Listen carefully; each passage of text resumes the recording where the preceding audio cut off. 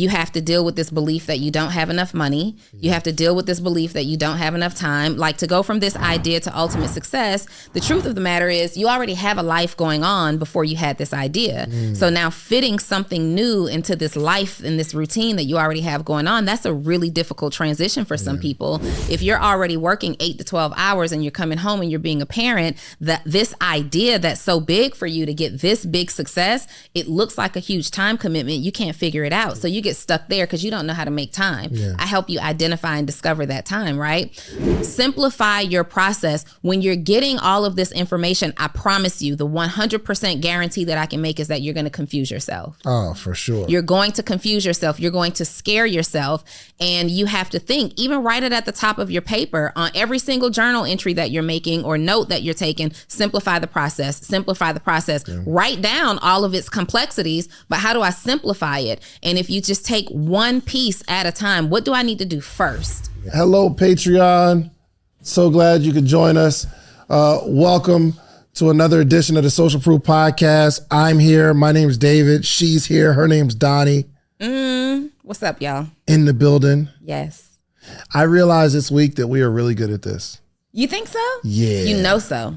Yeah. Tell me why.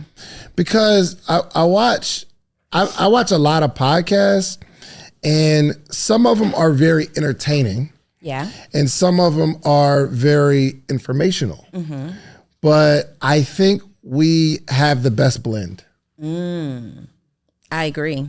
I think we do a very good job. We found our way, and we have trained our audience to expect the blend of both. Yeah. Because very early on, when we would joke, people would say, oh, you guys joke too much. And then when we would try to be very serious, people would say, oh, I miss the natural Dave and Donni joking a whole lot. And I think we subconsciously, like, we never had a discussion about it. We just kind of went back to just being ourselves. Yeah. For sure. Yeah. So the good news is we never let you all dictate how this show goes, because it's not a lot. I think for the most part, our audience loves what we do, the way we do it. But there's always a couple people that say, hey, you should do this and you should do that. And if we listen to those people, then we're not ourselves anymore. And we'll lose the rest of the people that love us being ourselves. Now, we do take, criticism, especially if we see a continuous theme. But I think it's important just in this space to just be yourself, man. Got to be yourself. And I think that's why we're really, really good at this, because individually, we're really dope people. Yeah. Collectively, we're really dope people. Like, we're just dope people. Yeah, for sure. So we put on a dope podcast. That's hard to have. That's a hard dynamic to create as well. Yeah. So two people that are really good coming together to make something good. A lot of times when two people come together and they're good in their own space, it's hard to get the chemistry. Yeah. You know what I mean? There's ego. Yep. There's competition. Yeah. And then there's just like, I don't think we focus on making sure you get talk time, I get talk time. It just flows. Yeah. But I think also, it has a lot to do with we have a relationship outside of this. And we really talk on this podcast the way we would talk on the phone. 100%. Yeah, 100%. We don't even see the cameras. So tell me about your week. What was the life lesson that you learned this week? The life lesson that I learned this week, I'd have to think about that. I know with the process that we are going through right now with buying the building, I believe that I wrote out, last night I was mapping out like my overall business strategy. Well, not even my business strategy, but my businesses that I'm involved in right now. And I'm kind of mapping them all out. Like Donni Wiggins Global is at the top. And then we have Six Figure EDU and Actionable CEO and David and Donni Group and what all falls under these things. And I looked back at that board and I said, you have taken big risks and you have asked big asks of God, right? I realize I don't go to God for anything small. I don't really go and ask like for $100. I don't ask for the ability to pay my rent. I don't ask for those things. Like, I am truly asking him to bless and to approve legacy decisions, like decisions that are so far in advance that the things from here to that final step have to happen because I've asked for this big thing. And so if I can think of a lesson that I've learned this week, or something that's really kind of guiding my week, is really think big and go for it, but in a very big way, a very big way. So I'll give you an example. When I was initially, when we talked about additional locations and things like that, and I was saying, Dave, I want Full Transparency Podcast to be in a different studio, and I'm out and I'm looking for rental spaces. And, I came here one day after going around and looking in these office buildings, and I'm looking to rent a space. I never asked God to approve that. I never even had the conversation about it. I didn't meditate on it. I didn't journal on it. And that's my process, right? I didn't pray about it. I didn't journal. That is my process when I'm making a decision. And I never did that. And I would go into these spaces, and I'm coming back and I'm telling you, like, yo, I found this building and it's like 3,000 square feet. And Dave's like, no, think bigger. It's got to be much bigger. It's got to be bigger than this. And I was always kind of like, we can buy, but the lease option is real cool too. Like, let's lease so that we can make sure. Yeah. And Dave's like, nah, we're just going to buy it and make the right decision. Yeah. And so now going looking at spaces that you can lease, and it would have been ridiculous to do. It's like $8,000 a month to lease what we really need, versus just buying the building. Yeah. And this will be, the largest asset I've ever owned, the most expensive asset I've ever owned. I'm sure you've ever owned too. This will be the most expensive asset we've ever owned, the largest asset the riskiest asset that we've ever owned. And I have found myself going to God about this one. Like, this is in my journal. This has been in my meditation. And I told you last night, I'm going to the building to pray over it before we close this week. So I get excited when I'm in that mode. It's like, make big asks, expect big, and go big. Yeah, for sure. Maybe we can give some context on this building too. We talked about it last week as well. But this building is there's some pros, cons, opportunities, and all that kind of stuff, right? One is 15,000 square feet. Yeah. 15,000 square feet. On about 2 acres. About 2.5, something like that. Yo, and so I was with Ramon yesterday, and so we got, it's the building, and then there's a big parking lot around it. And then to the side is like another parking lot area, but it's a nice size area. It is. And he said one person that was going to buy it, because he's been the realtor for a while, he said another person was actually going to make it an apartment, like a multi-unit apartment, and they were going to put a garage on the bottom and then living space at the top. And I'm like, I didn't look at that. I looked at that space as like a parking lot. Remember we were talking about like, it's additional parking, but we could actually put something else.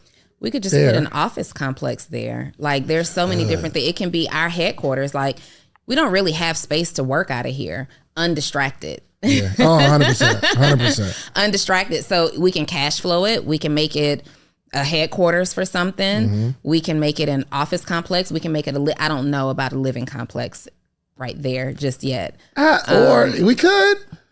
We can do the other idea that we talked about that I really, really want to do. I don't know that we have enough space, but Fly Suite? No. The lounge. Oh, gotcha. Yeah, okay. we can do something like that. Again, I don't know. It's kind of tricky right there. It's not screaming rich. Right. But we can do, I think that space will be best utilized so we have to, in this area, you guys, it is not the best neighborhood, right? Yeah. It's one of the sketchiest neighborhoods in Metro Atlanta. Yeah. So I don't feel comfortable putting something that's easily break-inable in that area. We were looking at another property that's down the street for, like determining what kind of equity we're going to have when we go into the property. And I told David, this one property is like $450,000. And I said, let's just buy it. Let's just go grab that, right? Dave's like, calm down. Then I look at the picture somewhere and I'm scrolling and it's like really up on the street. And I'm thinking, well, we can't put an electrical fence around that. Right. And I said to him, on second thought, that one looks too easy to break into. Maybe not that particular concept, but we can do a number of things. 100%. So these are the opportunities. So we found it, 15,000 square feet. The front will have these content creation suites that people can rent out themselves. And in the back, we have an event area, right? So it's plenty of space. Like we'll have 3,000. It's actually... it's a little over 3,000. It's like 35. Well, we calculated 4,000, but I gotta get some real numbers. But the back is somewhere between 3,000 and 4,000. But the whole thing is 15,000. That's for the event space. For the event area, yes. So huge parking. I mean, we won't have any issues with parking. We'll put a gate around the building so we have some privacy, in and out. You can't just walk up. You gotta get through the gate. So I think we're cool with that. So there's a lot of upside, a lot of opportunity. So we'll just kind of give some numbers. We're buying it for a little less than $1 million. And we have to come to the table with 425,000 cash. They are going to owner finance the other 550,000. So we're getting for 975, 550,000 at 7%, interest only. Yep. For 2 years, and then 8% interest only for another year and a half. So we gotta pay it off in 3.5 years. Yeah. Which the 550,000, I don't think we'll have a problem with that. So great terms, great number. Like Donni said, the address we was looking at the other day is 450,000, right around the corner, but the building is like 3,000 square feet. Yeah. So it's like a quarter of the space. It's just, we got a lot of equity in this space. Yeah. Challenges is not in the best area. It's not in the best area. What I do love about the area is that it's right off the interstate, right?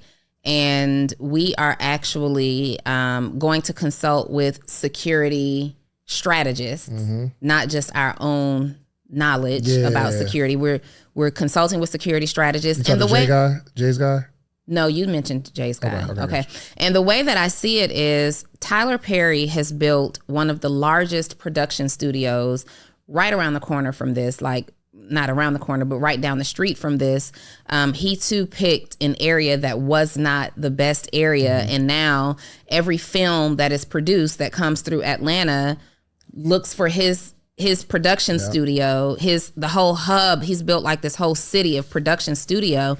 They come here, and that is in very high demand. Yep. We have friends who have gyms that are very popular and 7-figure businesses, right there. And so I think that our initial reaction or our initial thoughts about the space or the area will kind of dissipate over time. I believe, too, that we'll have a lot of neighborhood residents that fight for us and stand up for us, and they are acting as our own security because we're bringing something great into the neighborhood. And I just believe that we have an opportunity to kind of, over time, maybe invest in the block, if not buy the whole block, and turn it into something really great. Guess how far we are from Tyler Perry studio? We are less than 3 minutes away. Oh, 7. 7? Yep. 7 minutes. 7? What'd you use to do that? Google Maps. Yeah, I think that's a stretch. 7 minutes. I think they're talking about right now, lights and all that stuff. We're about 5 minutes away.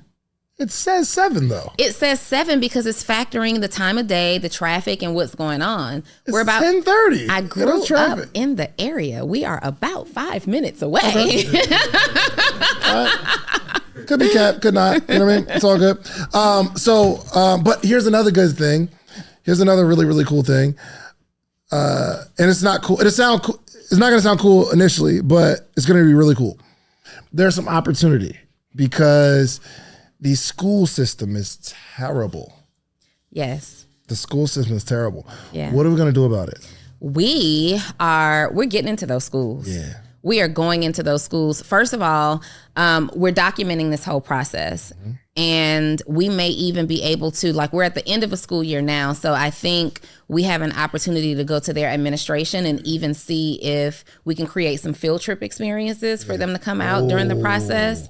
Yeah. And let them see what it looks like to build something literally from scratch. Let them see that people are caring to bring something valuable to the community during that process. But even after, when it's complete, I see field trips, coming back to see it complete. I see us putting them in studios, allowing them to film podcasts or, episodes and whatever they want to do.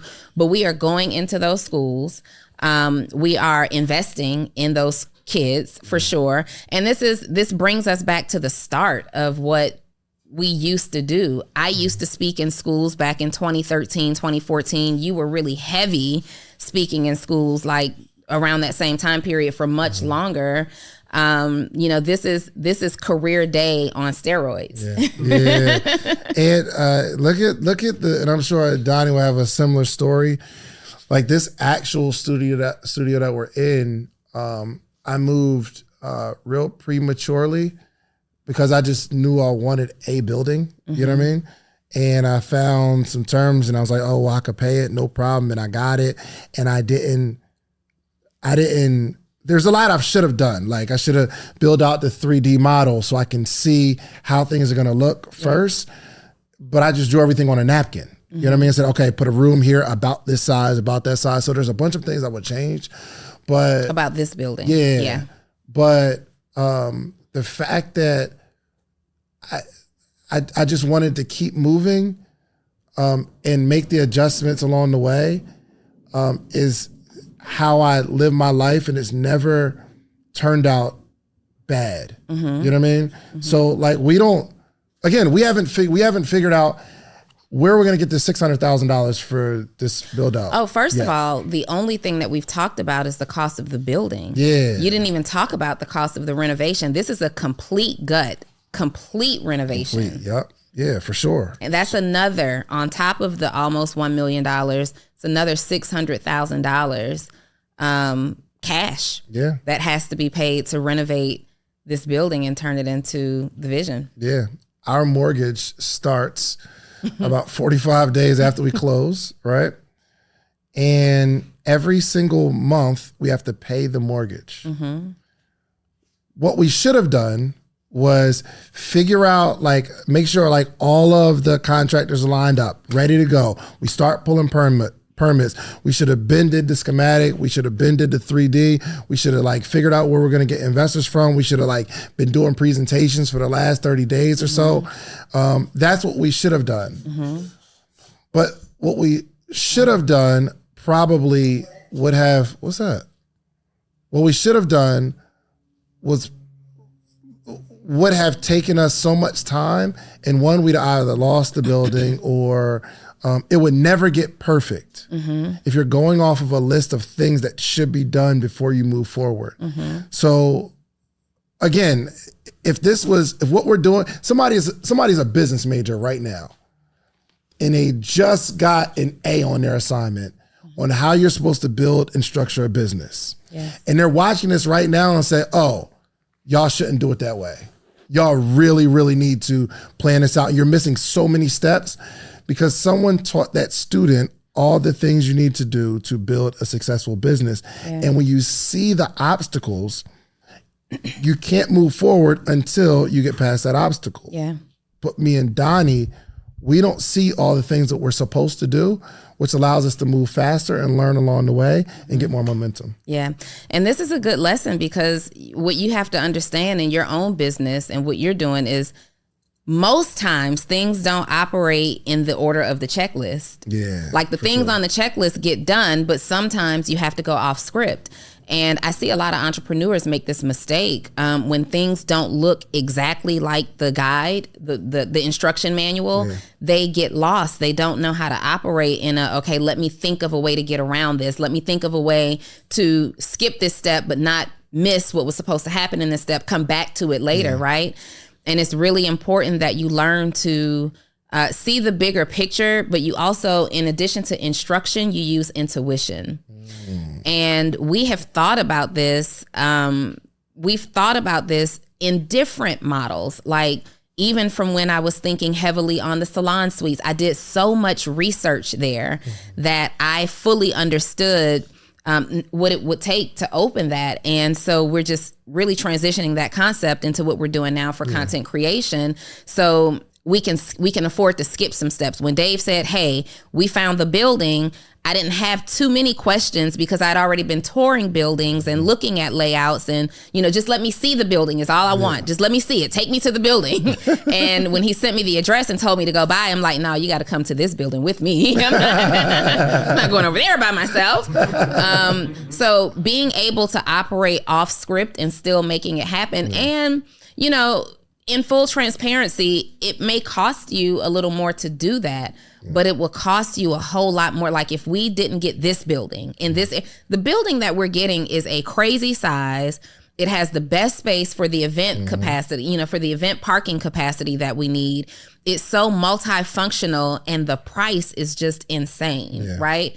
So I'm not as worried about the area. We'll make the area what we need to make the area. If we had passed on this, we then limit our options to now come back to the city, looking at buildings that cost 3 times more, and just really missing out on something. And so sometimes when you have that opportunity, you have to just act. You have to say yes and then figure out the rest later. And that's what this whole process is. This is a journey of watching David and Donni say yes, figure this thing out as we go.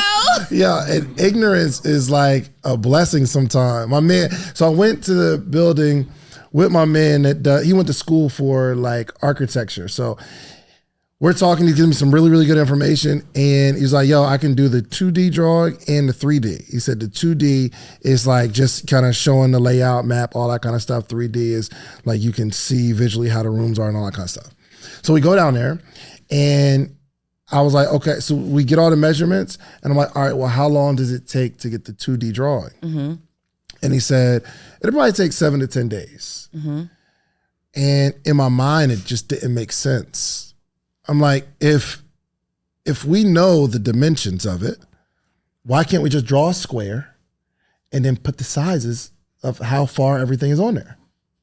And he's like, well, I mean, that process is going to take about 7 to 10 days.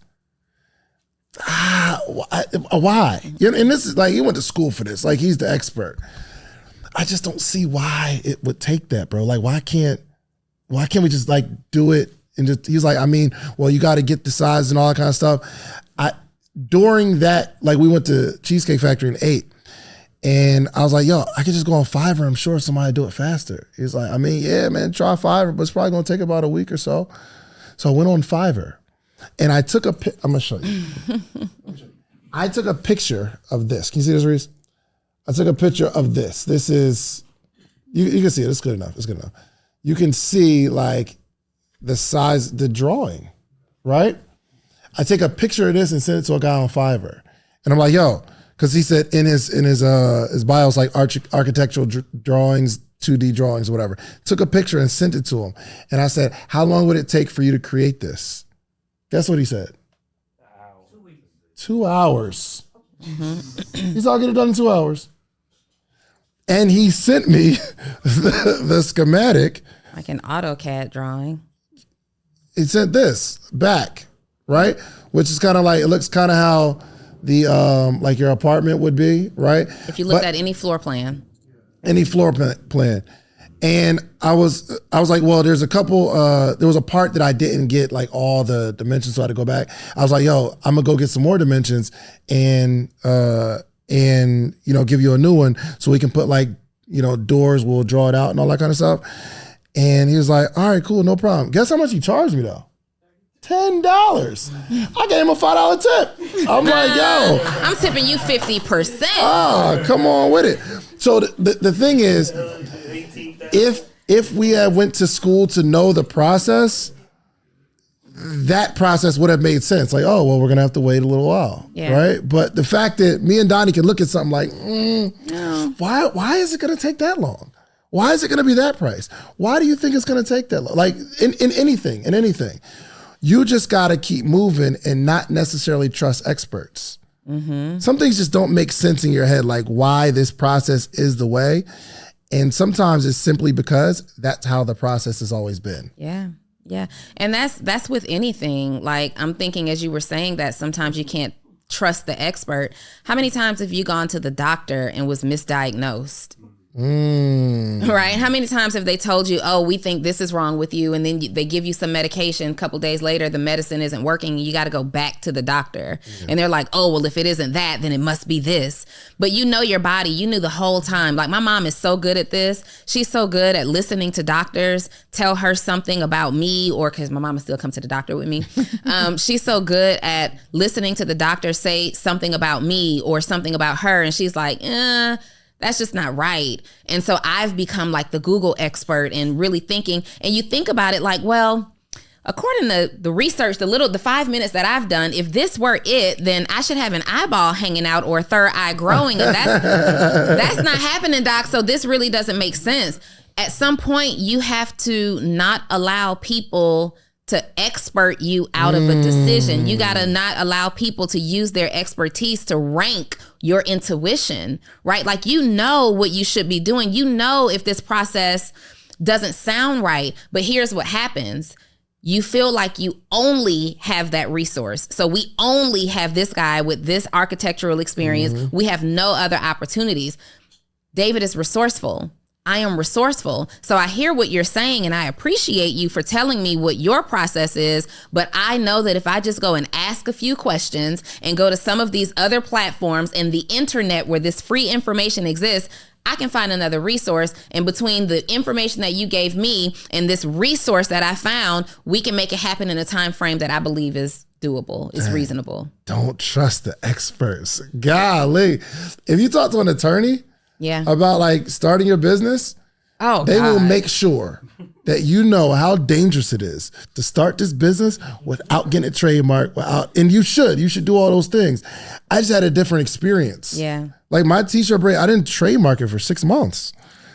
I'm not saying you should do that, but I'm just going. Let's just, I need to make some money right now. Okay. So I went and got some shirts printed, and I'm starting to spread this message, and thankfully it worked out. Right.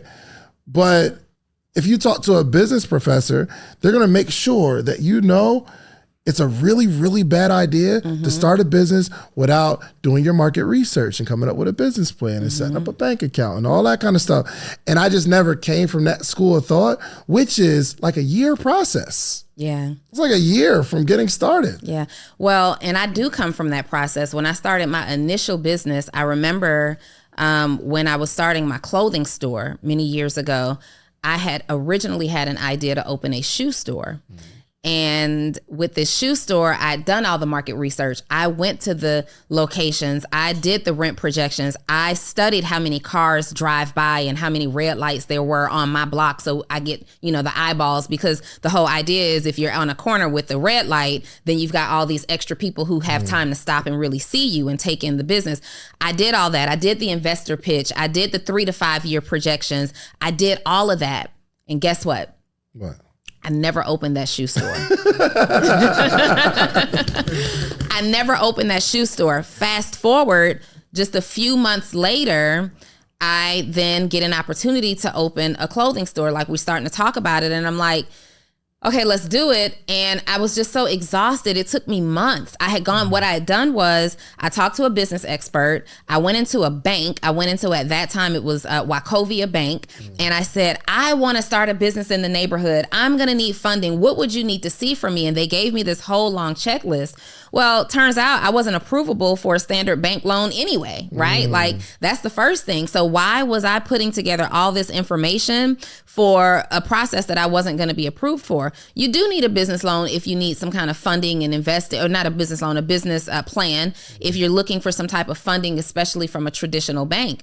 But I didn't even qualify for that process. My credit was jacked up. I had just foreclosed on a house. Girl, you can't get a business loan. And so when it came down to the clothing store, we literally opened that store on a whim and $500 at a time, like literally. And I never looked at, like, the business plan is essentially the same thing. I never looked at it again. Fast forward, when I would go on to start another business, when I started my property management company, I started putting a business plan together. And I did this work and I never looked at that business plan again, ever, for anything. Yep. Not even when it was time to get funding. Like, you just go in and apply for the dang on loan. And so today, and I'm not advocating, because there are certain industries in which you absolutely need a business plan. And for certain reasons, you need... If we wanted to get funding for Social Proof Podcast from a traditional bank right now, we would have to go back and do a business plan, right? And I'm perfectly okay with that. I am fine with going back and doing a business plan based on this experience that we've had over the last several years. But if we had said we got to put the business plan together first, we have no example of what that looks like. It could have delayed our process a year up front. Whereas if we need a business plan today, I could write that in 24 hours. Because we went for it. We know what the business model looks like. We know what our competitors are. We know the market research. We have proven data right now, not expected or anticipated or projected data. And so it makes a big difference. And so stop waiting on these steps to just fall in line. It doesn't have to happen that way. That's a fact. And I think the more research or more information you gather about whatever business or project you're going to start, I think for certain personality types or temperaments, you're pushing yourself further and further away from the start. Yeah. One, because you're going to realize that there's more competition than you thought when it was just in your head a good idea, or there's so many barriers to starting, or like the research might scare you, or it's just the fact that there's so many things that you need to do. That's scary. It's like, how long is it going to take me to go through all this stuff? Because I know what it takes, and it's the more time you spend researching, the more time you'll spend researching, and you'll never ever get it started. For some personality types, I remember I got a business plan. I was actually probably 3 or 4 years in to my t-shirt brand, and this is something my mentor Tony told me, because I was really fighting back. I'm like, yo, I did what I need to do to leave my job. You know what I mean? Like, why do I need a plan now? And he said this, and it made so much sense. He said, you probably will never use the business plan. He said, but I want you to go through the process of going through a business plan, because you get smart on your industry. You get smart on the business. That's good. So I'm already like in the flow. Then I double back to get the business plan, and now it makes more sense because I'm in the game. Yeah. But if you do it before, it's like, whoa, it's a lot of stuff. Yeah, when you start looking at how much money you need for this for 3 years and how much a build out is going to cost you, you can literally talk yourself out of your idea. Now, let me also say this. This is probably some of the most irresponsible advice we've ever given. Oh, for sure.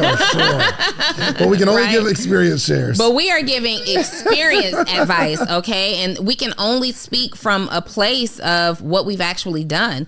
I did the whole business plan thing and would probably do it again, but I know now what they're for. Yeah. I know now that every single bit, if you have the money to start your own business, if you are bootstrapping this thing, you need a plan, but you might not need a whole entire business plan. And I want you to just Google a business plan to see all of the little sections that go into a business plan to fully have an idea of what we're talking about. We're not just talking about a basic outline. Okay, we're going to get this building. It's going to be for content creators and an event space in the back.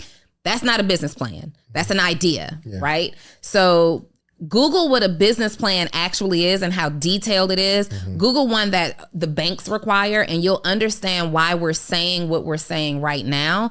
But I am aware that this is not the best advice. It's not. Right? Actually, disclaimer, now that I'm thinking about it, we should get a business plan. We should get a business plan. We should get a business plan because we are growing and we are like, no matter how cash heavy we were up front, like out of our own pockets, doing anything in any of our businesses, like with my business, I 100% financed it. I didn't get a penny of anything from anybody else, and you've done the same thing.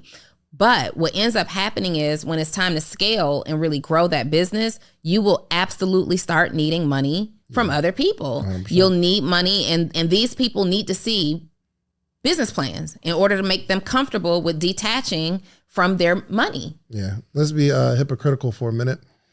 So we should probably get a business plan for this idea. One, because there's nothing we can compare this idea to. Right. And maybe they'll create something. But we're seasoned enough for us not to be waiting on a plan. And we're seasoned enough to know what to do with the information of the plan. Yeah. So because our audience is predominantly entrepreneurs who haven't really built anything big before, or they're just now getting started, or they're hitting some stumbling blocks in those beginning phases.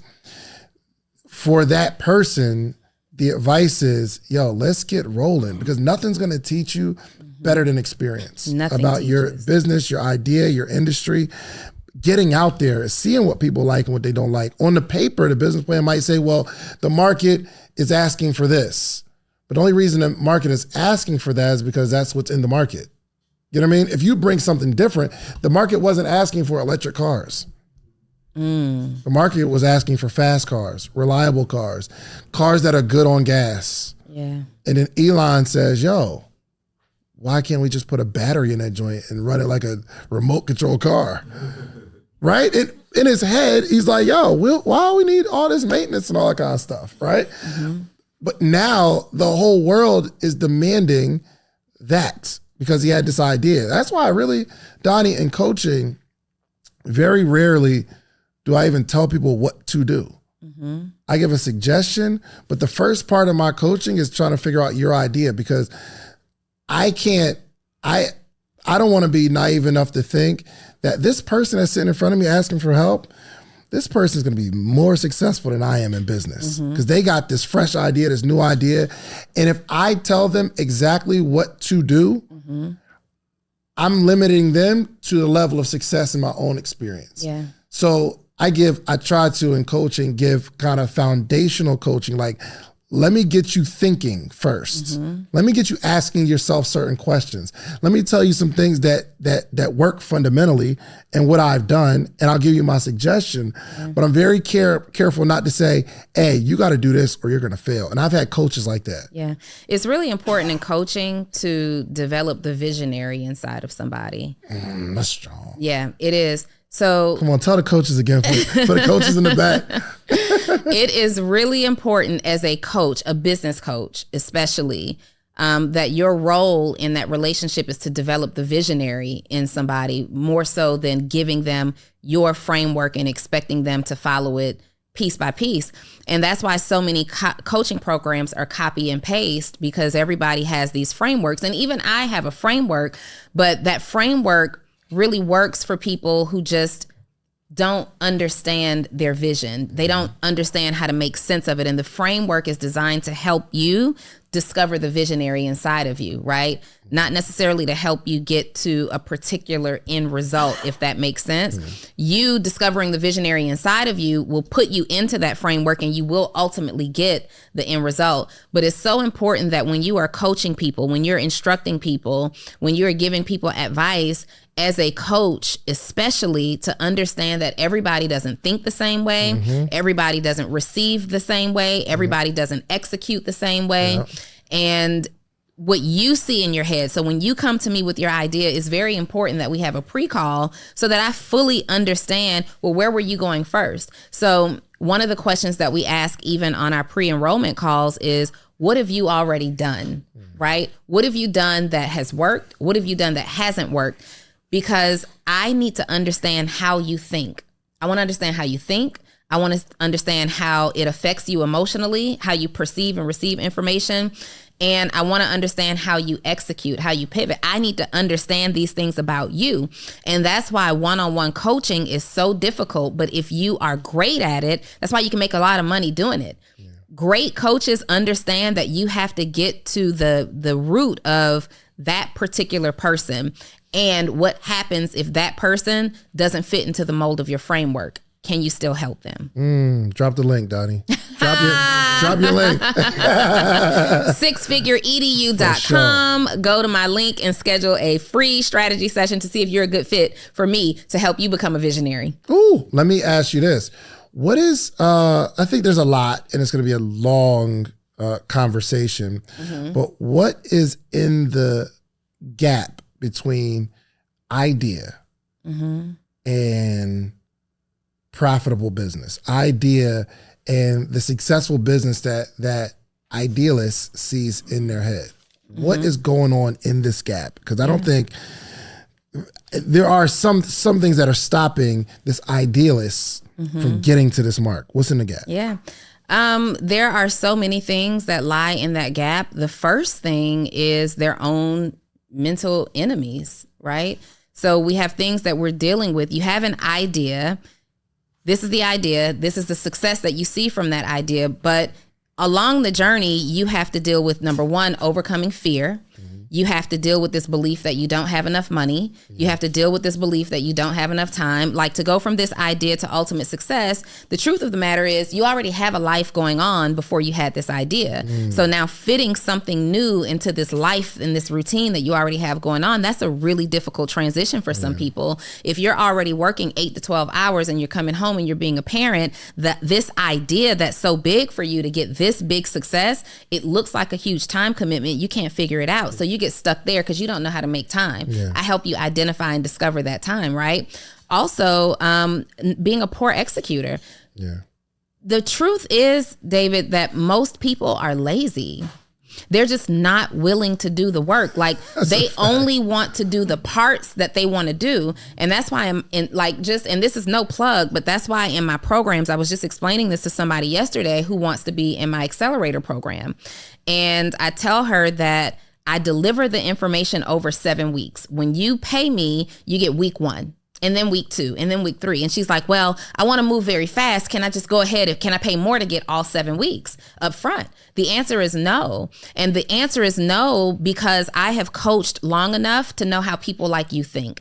I know that you want full access because you want to go straight to the marketing and sales piece, but you want to skip the clarity piece. You want to skip the mindset. So now when you invest and you go into sales and marketing and it doesn't produce a result, you're coming back to me saying the program doesn't work. No, your idea is trash because you skipped week 1, right? Your idea is trash because you skipped week 1. Your messaging is off because you skipped week 2. You don't have the components. There is a systematic flow. There's a sequential order in which certain things have to be thought through. And the truth is, you guys, you've got these great ideas, but you're not giving it great effort. You just want great idea to manifest into great result, but there's a great effort, great execution, great strategizing that has to happen in between. And there are some great sacrifices sometimes that also have to be made. And if you're missing one of those 4 components, you will not yield the result. That's a fact. I think another thing standing in that gap is information, the right information though. And many people don't spend time studying the craft. You know what I mean? Not just like what to do, but studying successful people in the space, like studying the industry, studying. That's why I'm sure you can talk so much to not only people who need coaching or entrepreneurs, but also Donni knows what's going on in the coaching space around other coaches because she's getting informed about the industry, right? And it shows when you talk about the space that you're in. I could tell some people that just aren't well studied in the space. Like you don't have that. And I think it takes somewhat of a desire, a certain level of interest to know, to find the fine details that make the difference. Because what you see the first time you see it, let's say, I don't know if you're a mechanic, right? What you see is, oh, everybody's got a car. These are the most common problems, right? But nobody's studying why successful mechanic shops are the successful mechanic shops. It's these little things. Oh, it's the follow-up. It's the fact that you track when that person needs another oil change. It's the fact that when they get home, they do a call and saying, hey, just making sure everything's cool. And you're not thinking about those, but when you start studying these little details, and like as I'm watching all these people that interview, I'm looking at the details, not the fact that this person interviewed that person. I'm studying the details, the body language, the time between someone answers a question and asks another question, or how combative the interviewer is with the interviewee, making sure that they don't agree on every topic.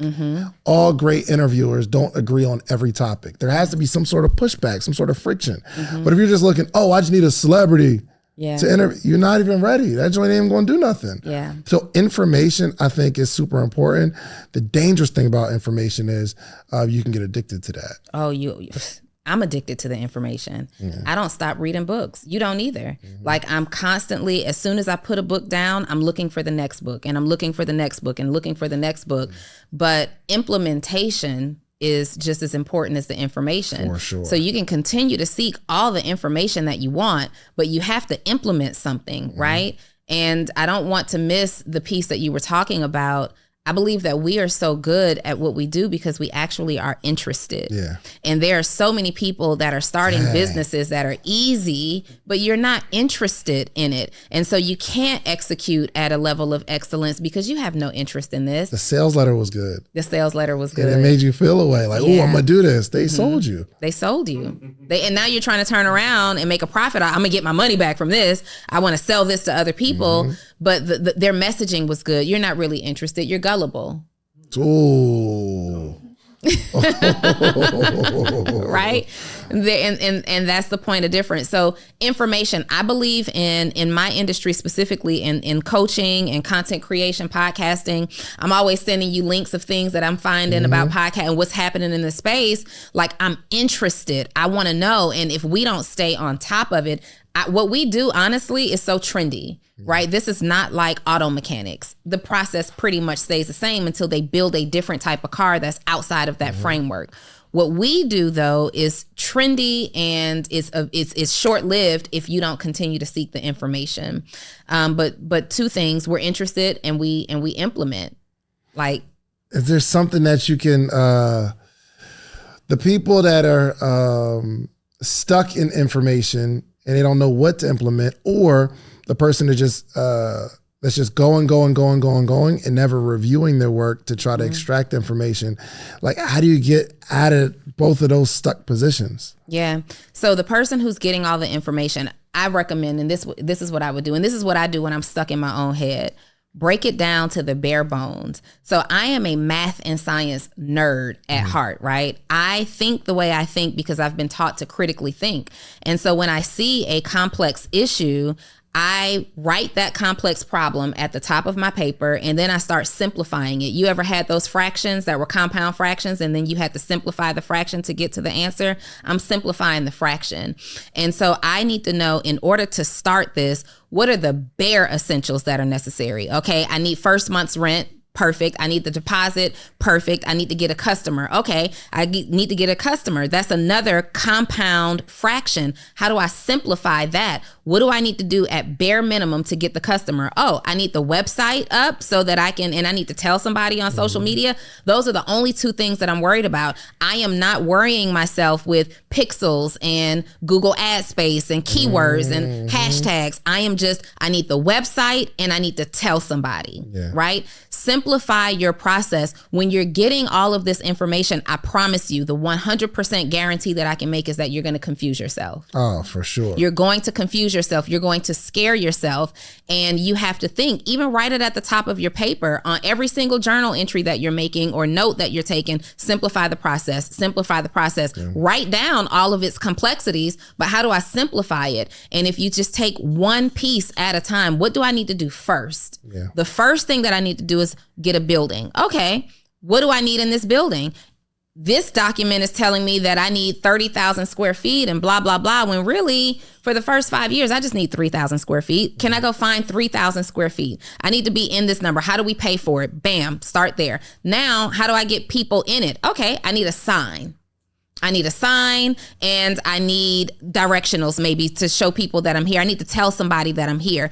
Stop worrying about all the complex parts of the information and just simplify it as much as possible. Now, for those who are going through the process and not fact checking your work, you are going to run into a wall where you stop making money. because you just I just got triggered. Yeah. Oh gosh, I've been there. You are going to hit a brick wall where the money isn't moneying, because I'll be honest, you're able to just start something. People who are really great at simplifying the processes, like me and you, we just start something and we're going to make money. Well, you have to intentionally decide that you are going to check along the way and plan what that check looks like. So when I started my course, I simplified that process. It was literally the most simplified process. We're in the middle of, the world being shut down, and I didn't really have options to do a whole lot of complex stuff. I couldn't get a video team in here. I couldn't do lighting. I couldn't have a makeup artist. It's simple. So with my course, I said, okay, I can't necessarily appear on camera. And I was under the weather at the time. I had that C word. I don't like saying it anymore. I had that when I started putting my course together, and I couldn't do hair. I couldn't do makeup. Okay, well, I can't do the complex production that I want, but can I just record my voice? Can I record my voice? Yes. Well, Donni, if you record your voice, you kind of need a visual to go with it. You need some slides. I'm no graphic designer, and I don't really know that I want to invest the money in it because, again, we don't know what's happening in the world. Well, Donni, can you just pull up Canva or Google Slides and take a white background and put some black words on it? Well, I can do that. Well, if I read along with what I'm saying and explain it a little bit more, then I can make this interesting. And that's exactly what I did. But let me make sure along the way that this is valuable information that people can learn from. So what did I do? I put a weekly Q&A in place. This is a fact check for me where I can get feedback from these students who are getting this course that I simplified so much to make sure that you're actually getting information from it. So on the Q&A, it's, hey guys, where are you in your process? Was this information helpful for you? That's good. Was this information helpful for you? Yes. This wasn't helpful for you. Why? When you find that something is not working, you just don't pull it out. You figure out why. Why isn't it working? It could be that you just didn't flip a switch. It could be that I forgot to talk about the slide that they saw. It could ask questions about why. The best place to get feedback from is the people who have gone through your process, and not just the customers who have paid you. Here's what I did when I had time. I went back to the people who I did calls with to talk about my program that were really eager, and they never joined. Why? Why didn't you ever join the program? Well, it's because, the money that you wanted all the money up front. And if you would have offered payment arrangements, I would have joined. Easy. Let's offer some payment arrangements. Let's just offer some pay. What you need? what we got to do? How can I make this an easy decision for you to get started? And that's truly, like, sometimes you are so dead set on what it is that you want, right? You're so dead set on how you see the end result looking. For example, I had a client that had a $2,500 program, and they only wanted to, because I saw online people are getting paid $5,000, $6,000, and everybody's getting paid wire transfers and people can get funding. Okay. You want to rely on this funding that only approves like 3% of the people that apply, and that's what you want to do to build your business? Okay. But I'm strongly urging you that you need payment arrangements. And in the industry that they were working with people, and you have to understand this. You're putting out a $2,500 program to people who make $2,500 a month. Okay. Your ideal customer is somebody who makes $2,500 a month. Now, I'm not questioning the value of your program and the pricing of it. I am questioning how you choose to charge people, the method in which you're going to collect money. And I said, I'm going to be honest with you here. In your particular offer, I would do 3 payment arrangements monthly.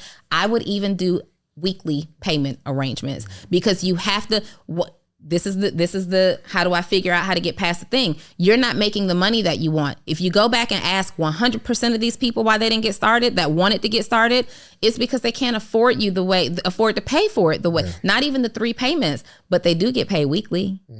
And that $197 weekly versus that $997 monthly works for them. Just in the way that they get paid, right? Could end up being the same dollar amount, but the way my checking and savings account is set up, I need this $197 weekly more than this $997 monthly. You have to get to the bottom of things, and you have to decide, where can I be flexible? What's worth bending on? What's worth pivoting on, instead of staying stuck to, nope, it's $997 or nothing. Okay. 100%. And just like, Donni just really laid it out for you. And I think there's 2 types of people. They're saying, okay, I'm going to get it done, And I'm going to kind of improve along the way.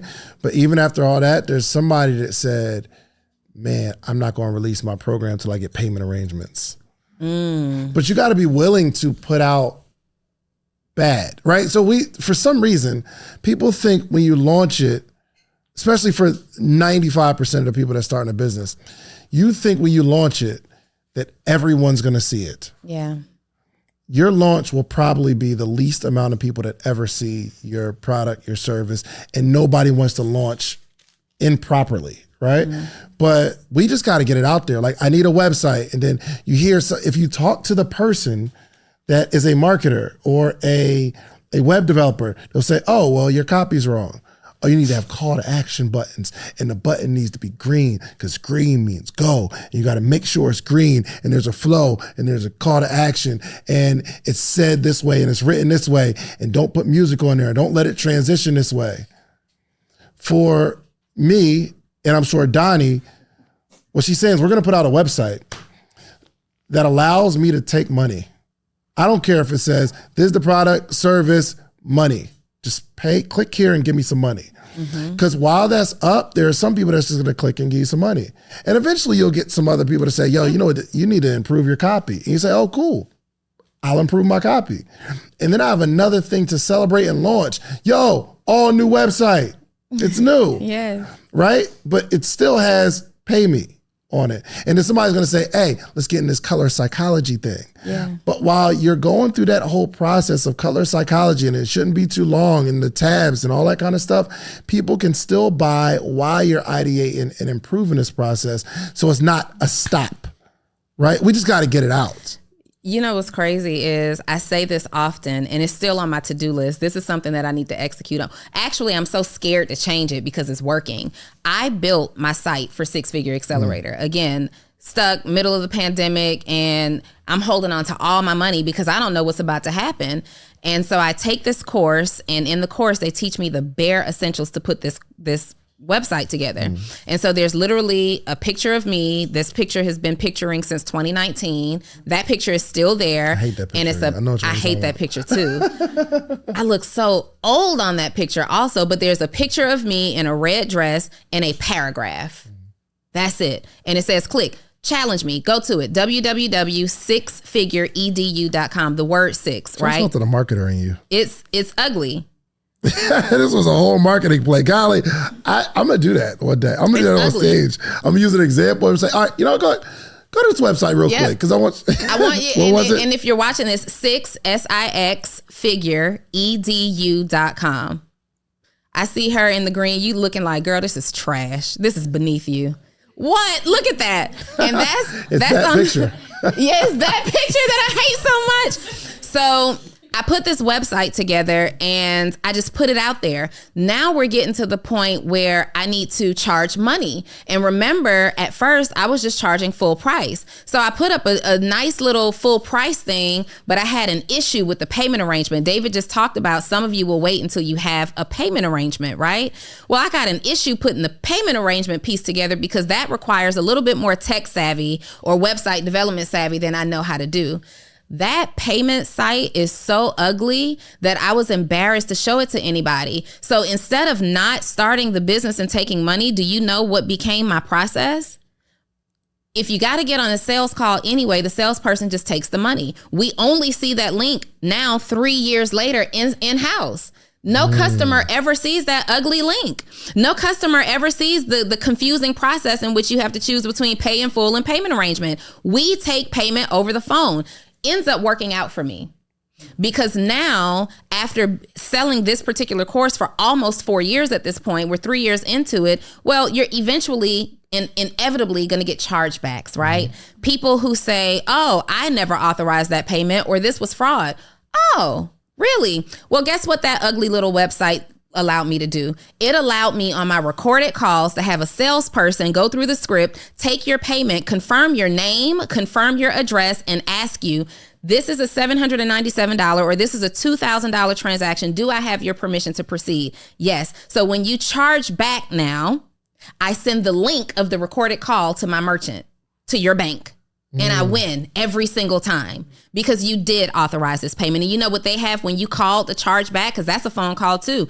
They have the recording of your voice. There's simply a ask. Can you please match this voice to the voice that made the complaint to you in the first place, to the voice that initiated the dispute? Oh, yeah, never even thought to do that. Gosh, you won. Wow. Goodness gracious. Doing it ugly made me millions. Period. Millions of dollars later. And so anytime I get I stopped working with certain marketing teams when I was trying to do ads because they wanted to blame what was happening on how poorly my website looked. And I'm like, yeah, millions later, I don't know. If maybe I could be making tens of millions of dollars from this website, who knows? But I'm a little afraid to change it because I've tested, even with my clients, these complicated websites, these really complicated websites. Let me tell you something about that. If you don't have a team on board that manages that website every day, the moment something goes down, guess what you're going to do? You either have to figure it out or you have to sift through Fiverr accounts until you find somebody who can figure it out. And usually when you hire contractors, their work is so specific to their process that nobody can undo what they did. And you end up having to build a new website. Keep it simple. Simple. Let's get it out, y'all. Just get it out. How many people it hit a nerve? It's okay. I've been over analyzing this whole process and just get it out, man. If nothing but for the process or the to get a good base to start somewhere. You just got to get something out so you can start building on top of that. But if it's never going to be perfect. It's never going to be right. There's always going to be an issue. Yeah. But you need to go through this because I'm telling you, there's no course, there's no even coach that can give you the information that you'll get from experience. Yeah. And it never makes sense until you actually have the experience. You'll look at all these pieces, all these things that you have ideated in your mind, and it's just kind of like these ideas that are floating. It never makes sense. I could not understand for the life of me how they would go because I'd never been on the back end. How do they go from my website and clicking this button, they're going to end up on my email list until I did it. Oh, that's how it works. How do I create a Zap now a Zapier, which is an automation tool that will understand that somebody's on a payment plan. And if they don't pay, to then remove access from the course. That doesn't make sense. How does that happen? Do you know how to do that?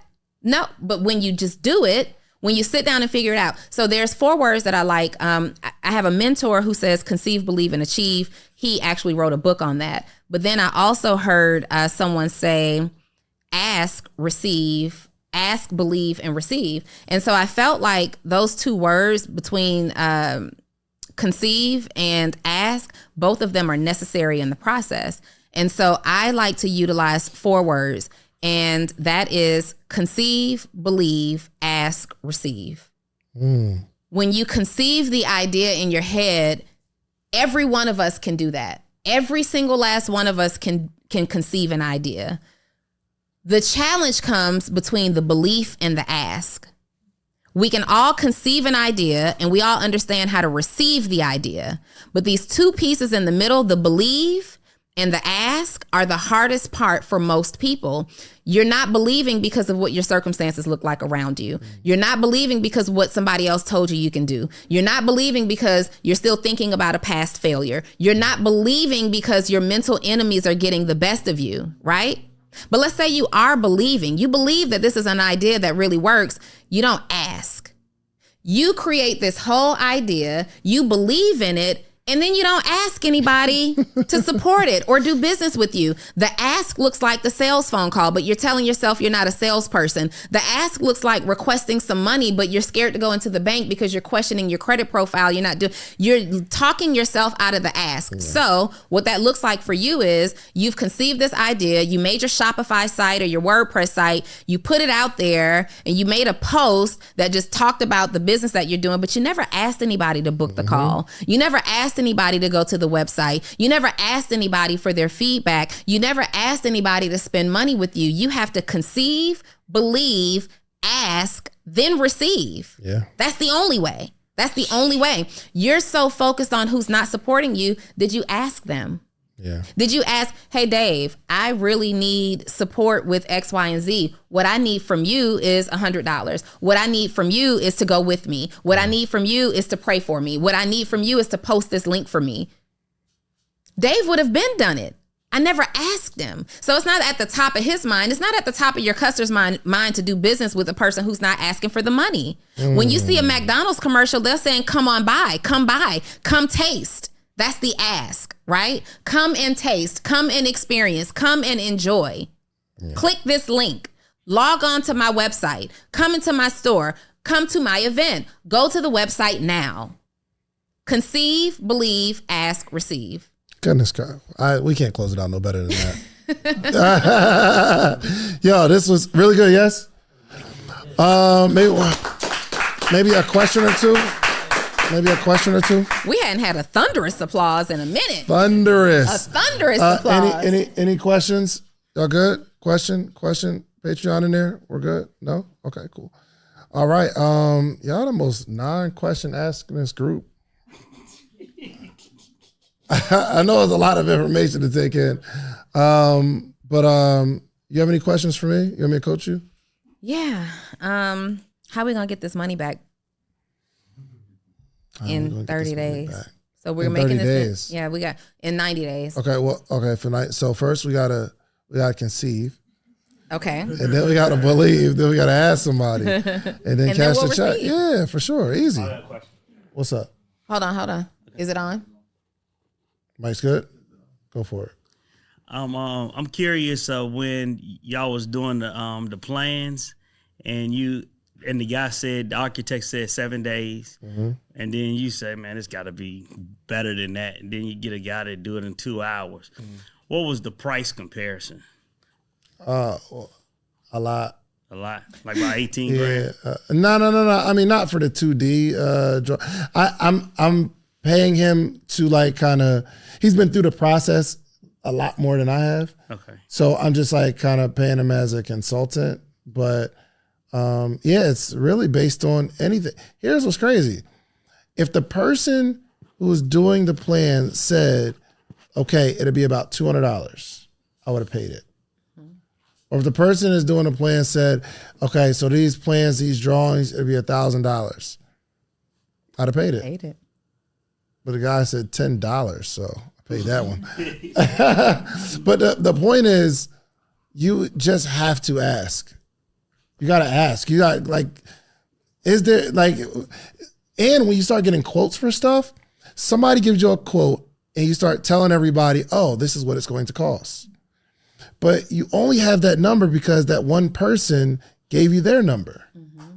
But sometimes you'll see, bro, there's certain contractors or businesses that you go to where the price difference is really so different, so off, but nobody's right or wrong. It's just what this person charges versus, it's not an industry standard, I'm saying, right? So someone asked, how do we come up with the price for advertising? Threw one out there. Somebody else might have another similar views, they might have a whole nother number. Which one's right? You just ask a bunch of people. Yeah. So, but that also goes back to you being the service provider and asking a bunch of people, doing the market research to find out what pricing is in the industry, mm-hmm. because somebody could very well charge $2,000 and we don't know who paid it. Sounds right. Okay, mm-hmm. We're looking to build a multi-million-dollar business. It sounds reasonable to pay $2,000 to put the plan in place, right? The layout. But then you get this guy who's charging $10. That guy needs to go and do some market research. I don't care what country he lives in. Right. That guy needs to go and do some market research because he's significantly underpriced in the market. Yeah. He's pricing based off too, not how valuable it is to me, but how long it takes him to do it. Yeah, it takes him 2 hours. And so that's a very good point. Like, you're charging based on your time, but what he's forgetting is all of the engineering school or the tech school. I used to do that in engineering. It's called AutoCAD design. Like, that's hard to learn. There's a degree of physics in there. There's just a whole lot. Like, there's some visualizing that you have to do. You have to be able to tell people, no, the door won't work here because of this. Yeah. He's forgetting all of those years of education that he's spent or invested in getting this information. years that he saved us by just doing the work. Yeah. And like this process that we're going through, it's probably going to save us thousands of dollars, because when we go to the architect that's actually putting the plans together, that's going to like submit to the city or the county or whatever, we've done a lot of that process. You know what I mean? We've done a lot of, so some of these architects, they're going to charge you based on like what they have to think through for you. But if we take some time to think through it, then it's as simple as, oh, this really looks good. Obviously, I got to put my own situation together, stamp it, but you're cutting significant work for that particular architect, and it might go from $20,000 to $12,000 for the person who's going to like really make it official based on code, all that kind of stuff. So, yeah, man, we just going, we learning, we floating through this, learning through the journey, man. Hand him that mic. Put that back there real quick. So my biggest problem is I'll have all these ideas, and then I'll just overwhelm myself with all these ideas. And I know, like, if I just took one, I'll be good. But I just won't take any action because there's so many ideas. So my question is, what is your thought process? Or, like, do you have, like, a systematic process where, okay, I have this. How do you go from idea to taking action? I think I said so already, like simplifying the process, but I think what you're really asking is how do I pick which idea I'm going to start with? So for me, I have my own little, I don't know if it's a formula. It is a formula, but I haven't figured it out. So I'll just say what I do. I have a ton of ideas. Me and Dave have a ton of ideas. I typically look at the idea and say, which one am I most capable of executing right now? Which requires the least amount of money, right? Which requires the least amount of time, and what can I do in excellence to help somebody get a result or to get the result that I'm looking for? If it's very complicated and there's a lot of prerequisites, I probably will push that one back a little bit and start with something that's simpler, because in my mind, I like to use a simpler idea to fund a more complicated idea to create the revenue. So which one can I start making money from very quickly, more quickly, and execute most easily? That's kind of what I look at. So for example, I would never have started, I want an entire coaching agency. I have a small agency now, but it's nothing compared to like the university and everything that I want to put together.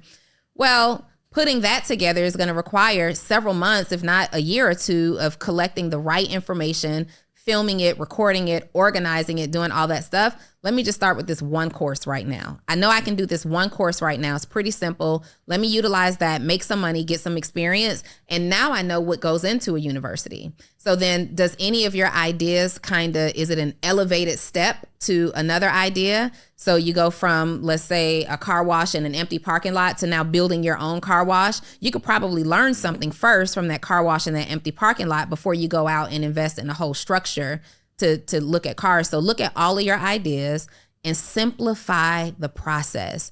What are you in position to do? Some of those ideas on your list right now, you are not in position to do. Some of the ideas on my list, I'm just not in position to do. Those need to wait. Which one am I able to do right now? Maybe 3 of them. Okay, I got 3 ideas that I'm able to do. Which one do I have the money for? Which one do I not have to invest so much time in? Like, which one do I invest the least amount of time in because I'm busy? Which one can I start right away? Which one can I delegate first? You got to consider your lifestyle. You got to consider everything else that you're going on. Do I have to delegate this? Do I have to do it myself? And if I got to do it myself, do I have the capacity to do that right now? Simplify the process. Man, 100%. And I think you probably have a lot of good ideas, right? And sometimes I think and it's not like we don't pick any idea. It's like we'll pick one, start going towards it, marching on that path. But if it's not as successful as we thought, in that time frame, we'll see something else, which is another opportunity where it's exciting and it's like shiny object syndrome. So I think in that scenario, we have to look less at the thing that we're doing and more at who we're becoming. And for me, I had to really get sick and tired of switching industries and businesses every 6 weeks. Yeah. Like the satisfaction of building something. That's a fact. Man. Yo, y'all don't know. There's a satisfaction in building something and focusing. And like, not only do you have to decide what you're going to do, you also have to make a conscious effort and decide what you're not going to do until next year. Mm-hmm. I'm not going to touch this thing till next year. This is what I'm going to focus on and build. So it doesn't matter what you pick. It matters who you become through this process of picking something, sticking there, staying, figuring it out because you're smart enough to figure it out and not being distracted by like this. I wish there was like a poll that you could take of how many people get cold feet in an engagement, not because anything's wrong with the person that you're engaged to, but how many distractions you see before you get married. Mm-hmm. Oh, I'm gonna miss out on that. Ooh, I can't go. Forever? Just one? Forever? Ooh. This is the only one? I wish there was a poll. And because there's nothing wrong with the one that you chose. This one's great. This one's great. You see all this stuff on the surface, but you don't know that getting involved in there's some stuff that come with that, there's some stuff with every business. The thing that you want to do, the thing that you're in right now, is nothing wrong with it. If it's not growing, it has something to do with you. And if you move to another idea, you have to take you with you. You have to take the problem with you to all these different businesses, and none of it works because you haven't changed. Mm-hmm. You haven't stayed there. Everybody gets to a wall. There's going to be a wall in your business where it seems unsurmountable and you feel like you've tried everything you can. And maybe that's true, but we got to go back to the drawing board to say, okay, I need to get more stuff that I can try. Yeah. Because it's not that nothing's going to work for this. I've tried everything I can. Oh, I need to go improve my skills. I need to go get more information. I need to work a little bit harder and become something else or somebody else, or become the type of person that can get through this particular block. Mm-hmm. So, yep, I agree. I'm thinking about some of the ideas that are on my list that I was a version of myself that I will never be again. And I can't believe like some of these ideas have expired. I just will never do those ideas. And so what do you do with them? Sell them to somebody who's that version of who you used to be. Make some money. The idea doesn't have to not be profitable. All ideas are profitable. Yep, 100%. Question, last one. Yes, I would like to say that my husband and I, we are so old school. And that's why I enjoy watching you and David. Because we're so stuck into working a job, and our house is paid or almost paid, and it's like we did the hard way. Y'all doing it the easy way, and I'm like, we need to get with it, and just last week we were talking about this on Thursday, and then he got stranded yesterday. So I'm like, yes, I'm going to the morning meetup today. Here we are. I work at the Marriott, so I end up staying at the Marriott last night. So that's why we're a little late, because that buffet was amazing. But anyway. What's that friends and family coupon code looking like, though? Not on camera, Donnie. It's okay. Just see me after the episode. Instead of paying that $420. Yes. Oh, say less. All right, what's your question? Okay, but what I was saying is, we're so old school, and it's like we need to catch up with you young people, because it's like. When you say you're old school, what do you mean? Well, I'm saying like we work. We work 9 to 5. I'm at Marriott. He's a truck driver. And, it's like I want to do something different. What if I told you that we're old school to somebody too? Mm-hmm. What if I told you that we work 9 to 9? Yeah. You still want this life? I do, because the thing is, it's a different way of doing what we're doing. Mm-hmm. It's just a different way. Mm-hmm. And the way that we're doing it is like we're running and not getting to the punchline. Don't worry, I feel the same way. I'll be running, Donnie be running. But it's not like we're doing things a different way. It's just you're going to have to spend the next year of your life becoming an executor, or spend the next year of your life figuring out how to be more effective at what you do. So we do some stuff and we're just mature enough to look back at our work and see what's not working. We're mature enough not to blame everything else for our lack of success. Yeah. We're mature enough to go learn a skill in the same thing. I have a question for you. You said you guys have been running and running and running. What are you running toward? Well, like every time we get close to something, we think about all the things that you all just mentioned, like, I wonder if this don't work. And we just worried about paying what bills we have right now. Yeah. And we won't go outside that box. Give him the mic a little. We won't go outside the box to try something new because it's the fear of failing, I guess. Yeah. And needing too much just to get started, trying to get funding, stuff like that.